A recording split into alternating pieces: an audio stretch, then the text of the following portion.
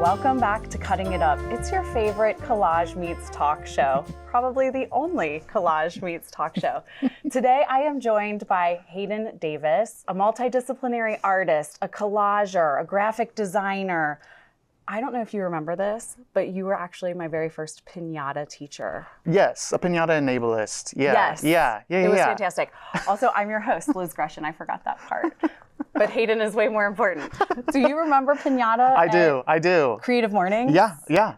I went back and I was scrolling through your Instagram and I was like, how did we connect first? And it was Creative Mornings, bringing people together. Thank you, Creative Mornings. Thank you, Tina. Truly making the world a more creative place. Yeah, would we even be here? I don't know. If it wasn't Probably not, yeah. for Creative Mornings. You are a very experienced collagist. I'm actually a little intimidated. Don't be. I think collage is the perfect medium for everyone because there's no, like the initial cost is so low. Yes. You just have to be willing to go with the flow and like explore. And almost every episode I say there's no wrong way to collage. Exactly. So you get it. There's no rules. So I'm going to start cutting. Okay, great. I'm going to look through these things. What are you working on right now when you're not collaging with me? I literally had a friend this weekend said, "What's your Q1 project?" And I was like, don't ruin it. That is. But and I'm ruining it now. No. I'm a person with a lot of dishes spinning. I feel like there's always something going on. So lately, the biggest thing I've been thinking about is I bought a Riso printer, which was a huge investment. Like brand new, used? Used, refurbished. Okay. There's a place in Chicago that sells refurbished Riso printers. And I've been a big fan of screen printing and printing in general. And so I live with my boyfriend and he was like, what if we just got our own? We could find space. We could just like use it for all the projects. And so we finally saved up the money and yeah, it's gonna come soon. So I've been thinking like everything I see, everything I imagine is all like, okay, how can I break down the colors? How can I get the texture? How can I make a collage of this? So that's what's going on right now in my brain. Is this Riso printer, if you're not familiar with Riso, it is a quite large machine, kind of like a big copy machine. Yeah. It's like a copier and a screen printer had a baby. Yes. And so you have to do each layer of color one at a time. And so it's a little bit tricky, but it turns out these really beautiful, really vibrant colors, really simple kind of patterns. So it's gonna be an interesting journey. I'm excited, but. Where is this Riso printer going to live? In your apartment? Yeah, it's gonna be right next to the TV, right under my bed, probably. No, in my space. I work from home as a freelance designer. I get to work from my apartment, and so I've built kind of this space that's got my big desk, and it's got all of the craft supplies stacked up and shoved in corners and piles. Yeah. Like sometimes I really, really want a separate studio space. Yeah. But then I'm not sure how much it would impact my practice. Yeah. How do you strike a balance, or do you not strike a balance? I think I tried really hard before to be like, okay, this is like my living space and this is my craft space. This is my work space. Yeah. But for better or for worse, it's kind of blended together. Okay. So now I have a space in my apartment that is kind of like the desk with the printer and the scanner and the whatever. But I also know that you just kind of have to follow that creative pull wherever it goes. So sometimes when I'm watching a movie, I want to make a collage or I want to sew something together. So maybe that's just like my inability to focus, but I like having the kind of freedom to do that. And I've thought about getting a space, but you know, if you had to commute, I think it would just change the approach for better or for worse. So if you want that, like if you want it to be a little more official or a little more regimented, then maybe that's the right answer. But I kind of like the flexibility. I do too. You never know what you're gonna want. I pulled out some stamp that I made from like 10 years ago yesterday because I wanted to put it on a letter. It's like nice to just have access to everything. Well, and it's, at least for me, when I'm on that creative like kick, you kind of have to do it in the moment. You can't really force it one day. You can encourage it, but you can't, when you feel that idea spark, I've trained myself, at least lately, to kind of jump on it when it happens. Because then you're feeling it, you can make it happen, and it usually is a lot easier when you have what you need close by. Right. Yeah. So I'm kind of in the same camp as you. Do you have any organizing tips? Oof. I'm a big collector too, which I thought everybody kind of was, but I realized recently my roommate before was like, "You've got a whole closet of trash. Can we do something about that?" No. And I was like, okay, well, you're right. It is trash in my closet. But I think more than anything, you just got to find what works for you, which sounds like not a non-answer. But I think for me, I like having the order. So I've gotten a lot of tins and bins and baskets and whatever. So I can say, okay, here is all my colored paper. Here's the white paper. Here's the collage paper. Here's, the stamps, the scissors, the whatever. And that kind of helps me at least know what I need and can get it when I need it. But I don't know, do you have a process for sorting stuff? I try really hard. I was just talking to actually a previous guest about how I really do like banker's boxes. Oh, yeah. Because they fit really well in my closet. Yeah. I can use them for craft things, and I can use them for home things. And like, I just label the outside with tape, and then when I need to change the box, I take the tape off and I put a new tape on. They're pretty big too, right? They're a good size. Yeah. But I too just kind of gravitate towards certain containers for certain projects. Yeah. Like I think there's a very fine line between like hoarding and collecting. Yes. And sometimes it's just a little intention, a little organization. Help. I bought some plastic bags and I was like, okay, I'm going to sort the piles of garbage into bags. And now they feel very, very intentional. For someone who isn't as familiar with your work, you have a series. Yeah. What's the title of the series? I did a little art show of these garbage collections, but I called it The Garbage Person because I felt like a garbage person, but the good kind. So it's Very essentially... good kind. It's one of my favorite series of his. Again, I thought everybody was doing this, but I guess not. It's like an assemblage of trash, but I just sort them in different ways. So by color or by pattern or tickets. I find a lot of like little keep this coupon tickets. Wait, where are you finding these tickets? They're all around the city. When I see like a particular like colorful piece of trash, and I mean this in like the very best way. No, that's good. Yeah. Where I'm like, oh, should I grab that? I mean, it's never too late to start. This is true. It's again one of those like the minimum to do it is just the desire. Right. You can collect it however you want, wherever you want. But I was just collecting things that I liked, and my friend was like, "You should just make this a series. Like, make it bigger. And what if it's stuff from the street, and what if it's stuff from there or here?" So, one of those days you just wake up and you're like, "Okay, let's see where this goes." And it turned into this kind of project of collecting and assembling and. Yeah, every couple of years I take out my collection and I frame them up and sell them, and people seem to really like them, which is nice. I love them. I think they're so fun and colorful. And I love sustainability in any kind of project or art piece. Yeah. And I think it's just one of those things where it like emphasizes like you can really make art out of absolutely anything. Yeah, yeah. I think too, there's the whole kind of the thesis of the story was that, of the show was that there's just a lot of really wonderful things that get thrown away or discarded and or just underappreciated. And when you reframe something, it can take on a whole different life. And kind of like collaging, you put it into a different scenario or a scene, and it can change dramatically what it looks and feels like, which is great. Yeah. Which is great. Yeah. Are you always looking, or do you go on like, I'm going to go on a scavenger hunt today to see what I find? Long story short, I'm always looking. Okay. And often to my detriment, I'll just be like scanning everywhere. And once you kind of train yourself, you see it. You see it everywhere. So I've found those tickets. There's like drink tickets, or schools have raffles. So there's stuff that show up kind of all over places. But I have gotten submissions. Other people have been like, oh, I saw this on the ground. I know you get tickets, so here's some I found, or here's some How from do you feel about that? I like it. I like it. I also one day went and got the mail, and someone had written me a letter, and I opened this envelope, and it was just a collection of trash and a big sticker that said basura, which is Spanish for garbage. Yeah. Yeah. No return address, no written note, no. And so I was like, thank you, but yeah, I never found out who it was from. So Interesting. yeah.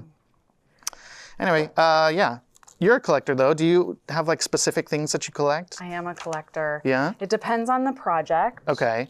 So I was doing a lot of embroidery on found objects around motherhood and parenting. So embroidering on hospital-issued underpants, and then I love those. the hospital-issued receiving blankets. A very specific type of like fabric too. Yes. Yeah. Now I'm trying to build up a collection to work on a brand new project with women's bras. Oh. And so I have this, have like some used. Good, yeah. Lived in, I should Lived say. in. Yeah. And it's actually fantastic Yeah? because my mom is helping me source from thrift stores. Yeah. Like in Kentucky. Yeah. It's easier, cheaper, fine. Thrift stores out and about are better than the ones here, I found.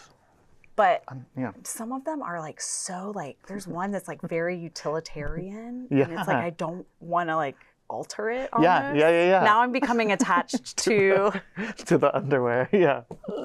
It's tricky. the bras. Yeah. I'm not collecting the fabric. used underwear. Yeah. Yeah. Let's just so we're all on the same page here. There is a line in the sand. That is yeah.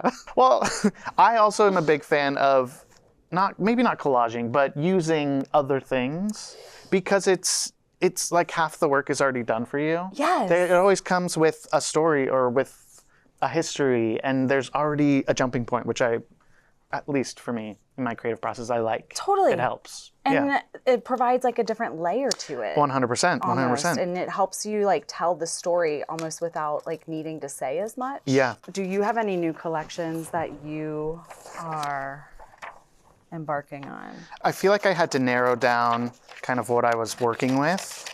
So I do the little tickets. I do coat check tickets. I like things that are simple, that have numbers. I don't like a lot of texture or like gradients. So if it's old school, kind of printed on paper, I love that. I collect, what else? I've been collecting a lot of stuff, like I said. And recently I was going through trying to sort the garbage, and I found a lot of like money related things. So like play money or money that schools use that have like their principal's face on it or something funny. Yeah. Or like fake gold coins or like pirates booty, like all of these kind of interesting money adjacent things. So I've been collecting a lot of those, and that's been one that I've really enjoyed lately. It's just like a very specific type of garbage But all that of I've been these finding. collections feel very like easily contained. Yeah, they're smaller. Right. Yeah, I mean, New You're York. smarter than me. Like you're like, I'm turns acquiring, out- like, piles of fabric. Honestly, me too. Yeah, that's. Because you're also quilting. I do like to quilt. Well, yeah. So it's tricky because. Also, with a collector, I feel like as artists, you can always find the inherent value of something, but then you can never find enough of a reason to like get rid of it, or you find enough reason to keep it. So I'll just have these things that I'm like, one day for the right project, it's going to be perfect, but Right. we're gonna have to see how and when we get there. I'm right there because with it's, you. Yeah, the answer is I don't know if there's an answer. You just have to keep it. Or trust your I don't know. Like I feel like after 3 years where I haven't touched something, I'm like, okay, let's reassess. Yeah. Let's either do it or like the time has passed. Do you have a favorite medium, or is that like choosing between children for you? Be honest. It is. I honestly think I'm one of 7 kids, so I come from a big family. But I think that So you have parents 7 favorite mediums. Yeah. I feel like parents understand that kids are different. Yes. And for certain reasons, one could, get along better with one or appreciate the skills of another. So I don't know if it's favorite, but it's definitely like the most reliable for sure, the most interesting for sure. There's one like Okay. the toughest one that I kind of want to like champion. So like my go-to. Can you give me examples? Yeah, my go-to, like my reliable, like whenever I want to make something, I feel like drawing is my go-to, and I prefer drawing in pen. So I like a thick black pen that I can just like I need specifics. I like even a marker. I love a Posca marker, so a real thick, deliberate line. I don't like, sketching and refining. I'm mostly just like a jump in type of person. Yeah. So that's like my go-to. That's my backbone. I love my sketchbook and just drawing whatever I see, whatever I feel. The most interesting, I think, fabric has really gotten my attention, and just kind of like embroidery or quilting or patchwork. All of that stuff really just excites me. I think it's interesting. The hardest is like I think the garbage stuff takes the most time. Like it's a slow burn. You kind of have to be thinking about what you're doing and where it's going to be going, collecting and planning for a long time. But I also really love digital stuff. It's really fun to do digital collages and play with different mediums that way. I don't know. Do you have a favorite? I think I'm similar.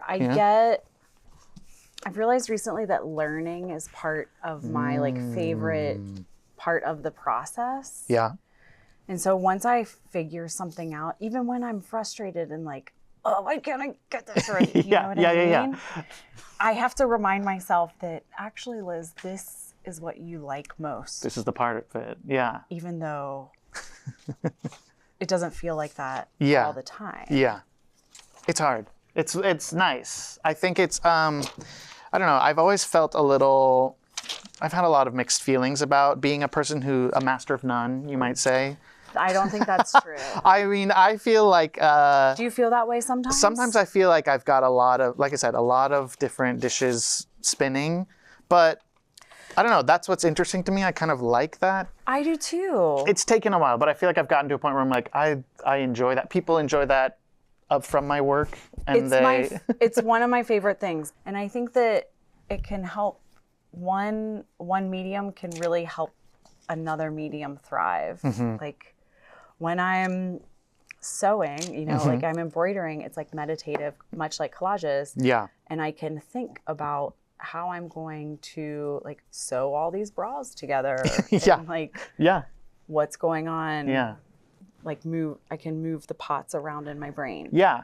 I like the jumping helps me. So sometimes, like I said, when I feel inspired by one thing, I'm like, oh, I'm going to jump in and do that. When I don't, I'm like, okay, I'm going to swap to something else. Right. Kind of really change it up. Yeah. Reformat how I've been thinking or kind of visualizing things. Yeah. And I think that in my process, at least, like I said, everybody's different, but at least for me, that's how it works. And I like that about it. How did you and your partner start doing papercut cinema? Like I said, I'm also the person who just likes to be doing things. I like to stay busy or try to. I'm very lazy, but when it's stuff that I like or that's exciting to me, then I'm very... You don't strike me as lazy. You'd be surprised. Yeah, you can ask my boyfriend what he thinks of.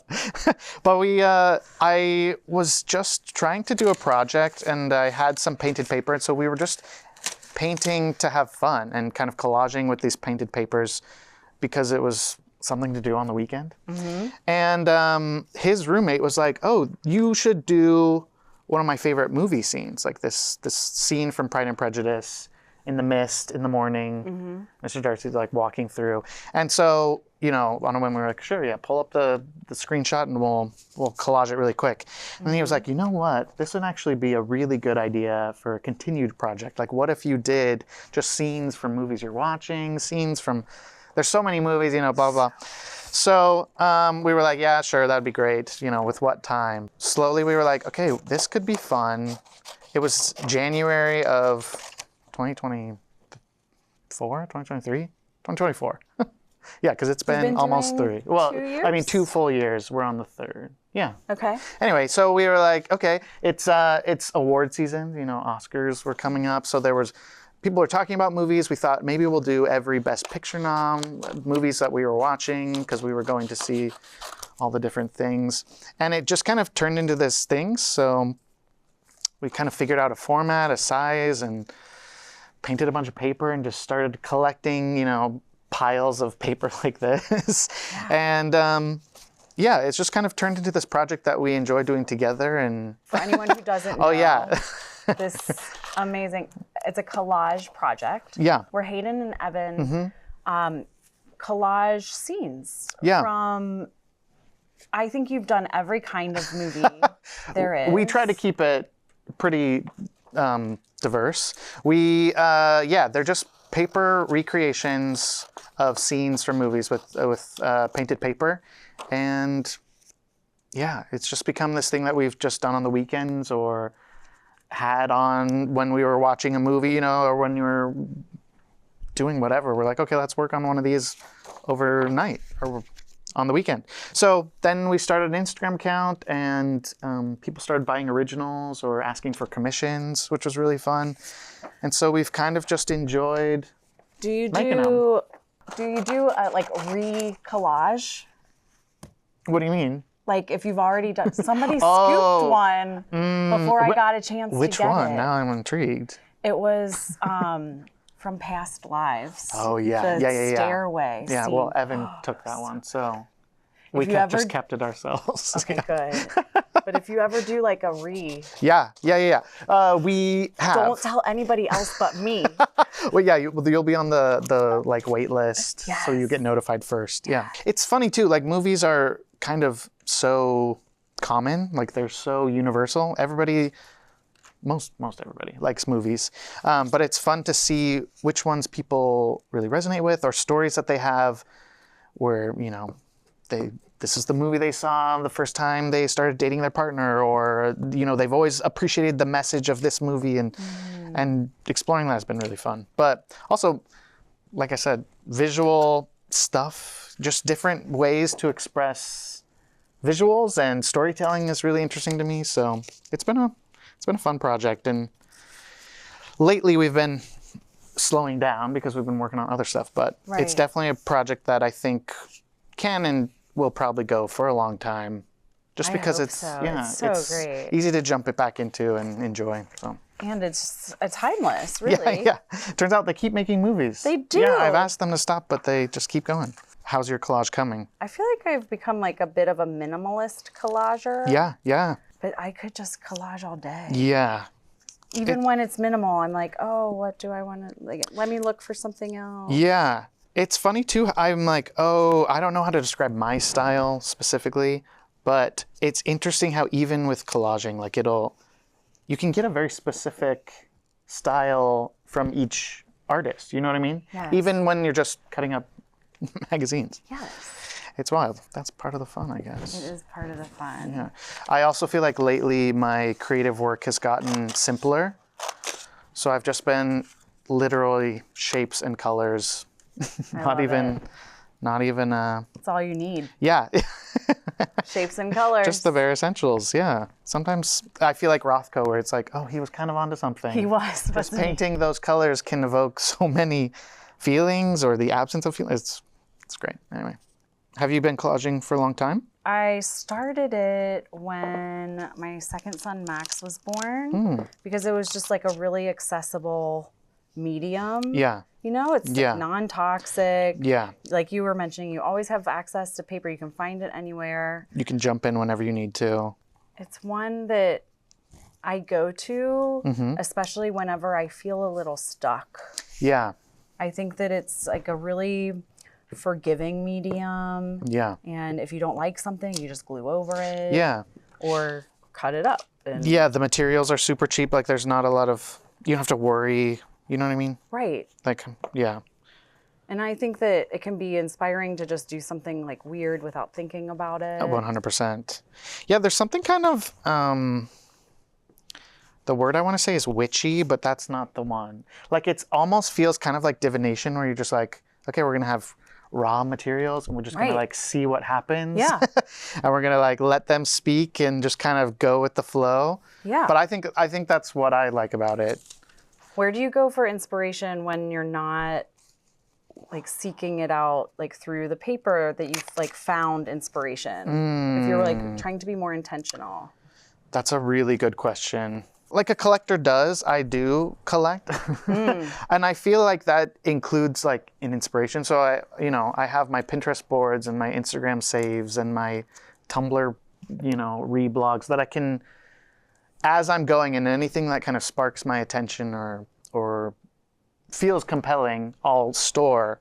So that when I need to or when I want to, I can go back and say, okay, I'm going to work on this project, or I want to work on this thing. Let me go through some things and kind of, pull them up. That's, at least lately, that's been working for me, to kind of have these spaces where I can collect things.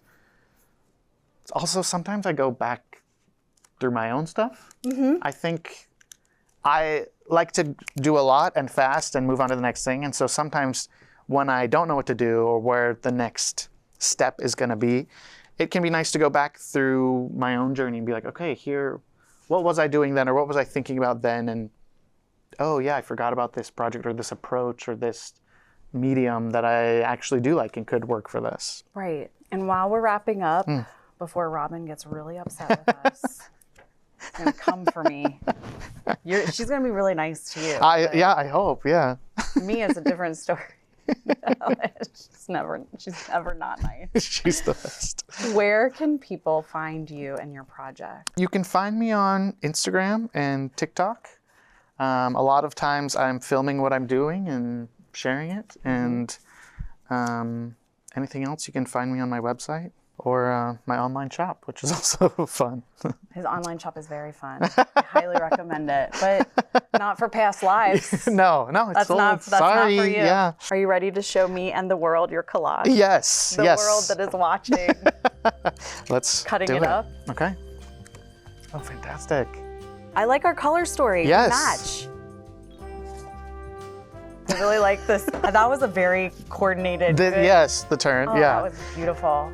It's interesting. Do the collages usually correlate? Not this much. No? I feel like this was very well done. Thank you so much for watching Cutting It Up. I'm your host, Liz Groeschen. Today we were joined by the beautiful, the wonderful Hayden Davis. Check out his work, get some trash art, and we'll see you next time. Go cut something up. I keep forgetting my taglines. That's great. Yeah, cut it up. Thank you so much. Of course, my pleasure.